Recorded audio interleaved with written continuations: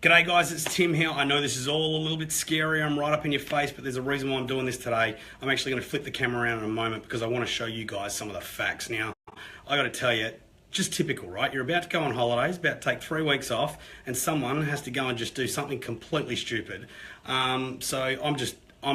I'm livid. I'm vibrating. I'm that angry. So, basically, as many of you would have heard, Four Corners did a big subject on housing affordability. There's a bubble, the bubble's going to burst and we're all going to get wiped out.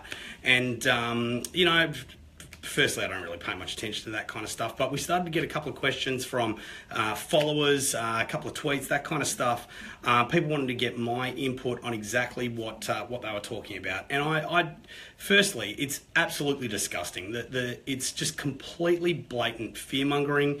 Once again, anything to do with housing, it is a easy story to sell. 66% of households in Australia own their home. So of course, whenever something comes out about interest rates or debt or house prices, it's news that people want to hear. And of course, the other thing is that bad news always sells.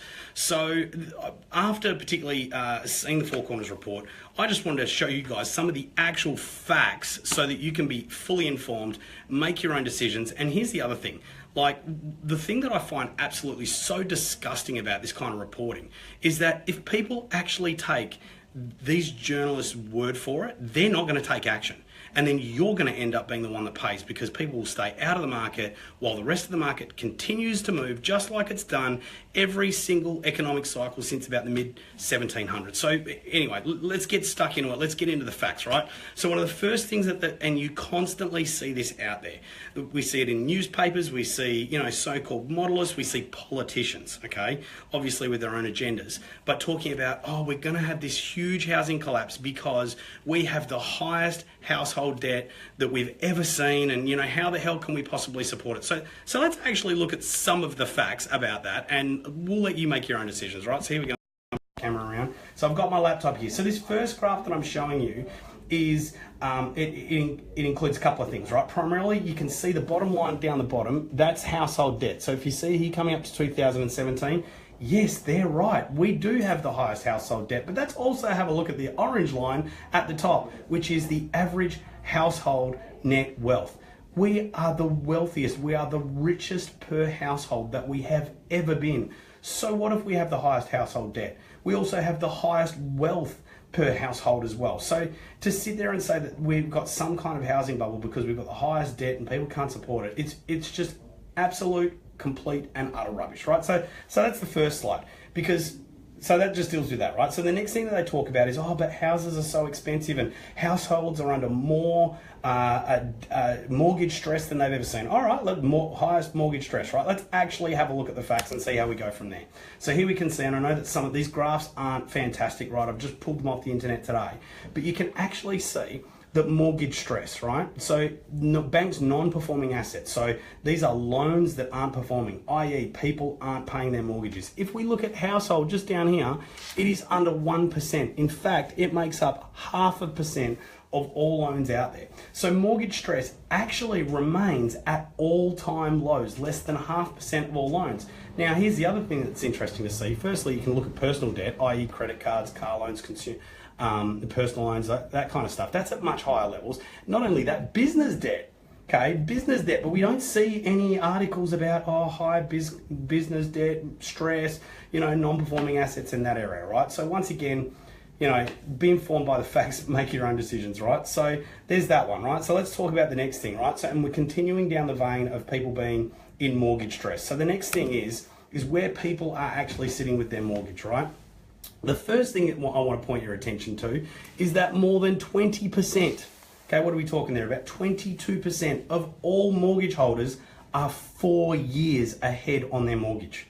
Okay, in actual fact, and I haven't got this on the graph here, but I know for a fact at the moment, the average LVR, loan to valuation ratio, across all mortgages in Australia is actually 58%. So the average mortgage is only 58% of what the loan amount is, okay? So, and this is the lowest that we've seen in the past 20 years. So for them to say that we're under some kind of a higher mortgage stress at the moment, we're facing some kind of bubble because housings are overpriced, yet we have the highest the lowest LVRs that we've had in over 20 years. Once again, pretty easy to see that it's just complete bullshit, right?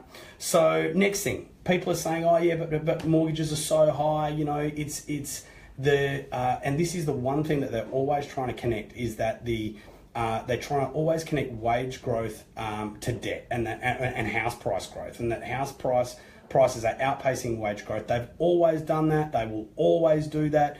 You know, you've got to keep in mind that, you know, going back 15 years ago, they only had 25-year loans. Going back periods before that, they only had 20-year loans. So how does this actually pay out, right? So in terms of household debt servicing, we are currently at near 15-year loans. And as you can see over here, okay, we're talking only 8.5 of net disposable income, okay, actually goes to service the interest that's being charged on these mortgages. And if I tie this up with this next one here as well, you know, they keep on talking that, you know, people can't afford to pay their mortgage because it's so much as compared to their income. Well, in fact, if we see here, up in 2017, currently it's around about, what's that, 24% of a household's disposable income actually goes towards the repayment on their mortgage.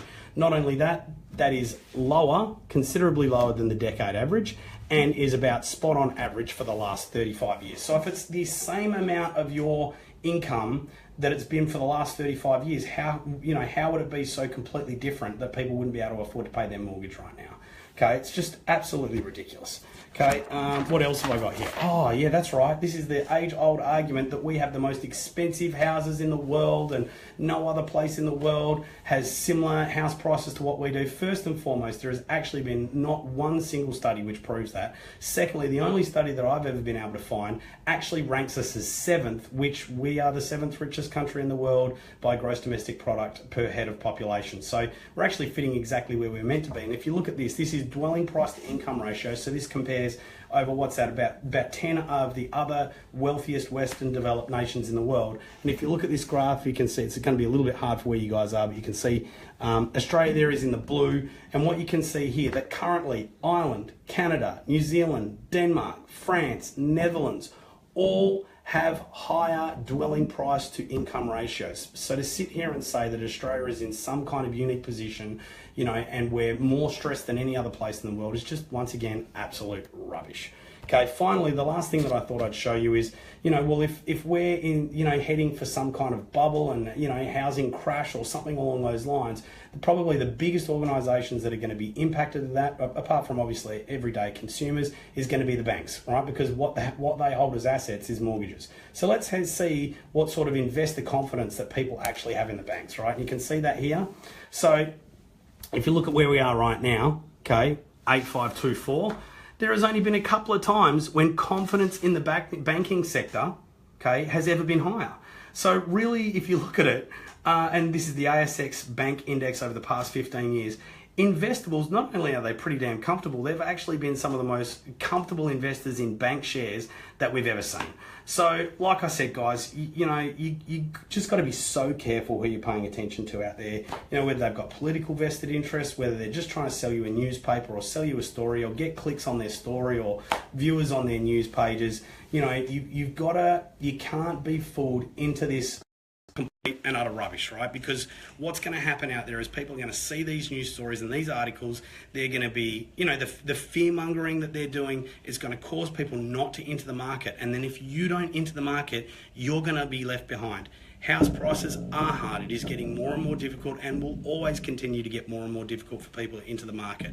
The longer you wait, the harder it's going to be. So don't let these irresponsible journalists and these fearmongers frighten you out of getting into probably the only appreciating asset that most Australians will ever own, and certainly one of the most valuable.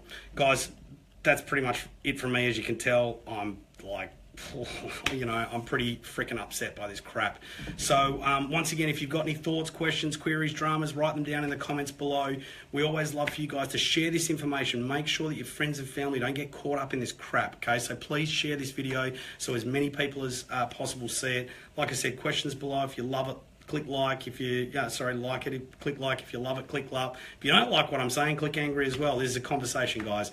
But thanks for listening. Thanks for watching. I'm going to go on holidays. I'll see you guys in about 3 weeks' time. Have a great couple of weeks.